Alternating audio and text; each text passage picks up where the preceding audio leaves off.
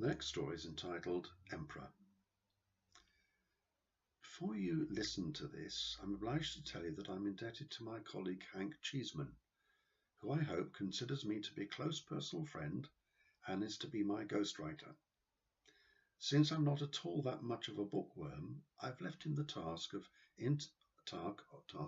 interviewing me and then recording exactly word for word what I have said.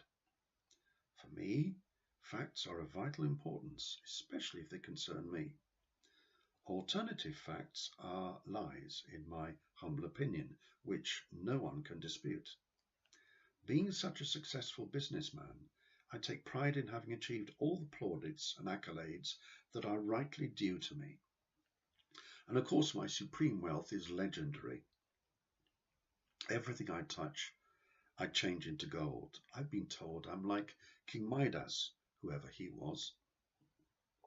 Of course, my accountants tell me I'm worth billions. I'm so grateful to my daddy, who helped me with a modest $1 million handout to become the most talked about entrepreneur in the West. And no doubt my reputation will have traveled far and wide overseas and made a deep impression on others, including heads of government and industry. It was obvious I would purposely choose yellow for my gorgeous new mansion. It just so happens to be my favorite color. The massive building stands with its 10 columns. I am told they're Doric in design, not that I care much what Doric means, and has at least 10 bedrooms and 4 bathrooms with jacuzzi, wet room, sauna, massage parlor, swimming pool made in the shape of my favorite lady, and all the best fitments that money can buy. The grounds are absolutely fantastic, including my own baby project, a top-class 18-hole golf course. In my opinion, the absolute best in the world, as many trusted experts have assured me. I am so lucky. I earned it, and no one can take that away from me. In order to protect my hard-earned and richly deserved investments from prying eyes, I intend to build a great big wall around it and charge my neighbor for the privilege of living next door. It's very unfortunate he doesn't seem to view the situation my way. He has not stopped complaining about my admittedly forthright suggestion I made to him during a recent phone call. Subsequent to the call, we had lively exchanges through Twitter, email, and fax, what you might term a flurry of correspondence. But this did not seem to resolve the issue.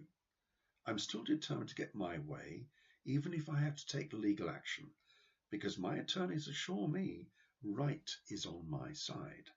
By the way, I forgot to mention that my neighbor is a foreigner, or hasn't lived here as long as I have.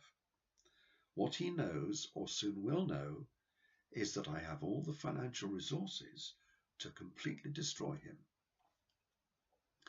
Having been elected in a landslide, I have swiftly elected myself chairman of the council. I'm sure my local fans were impressed with the speed, for the sole purpose of ensuring we are not overrun by outsiders, particularly those who do not understand our way of life and are not prepared to work hard and achieve the dream of meeting their aspirations in mine.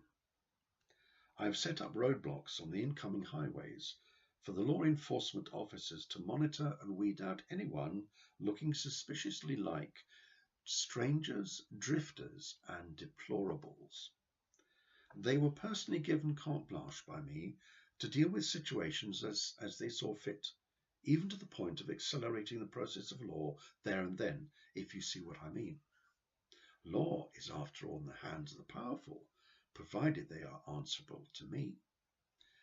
I believe I am a good judge of character, especially if we men are like-minded and come from the same mold of pioneer spirit, which alone can achieve anything through positive thinking.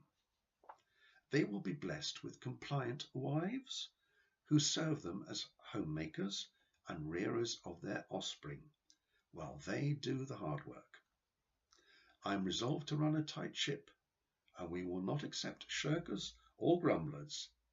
The best thing to say to people like these is, "You're fired."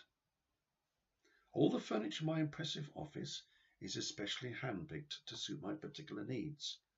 I love the mahogany finish of my desk.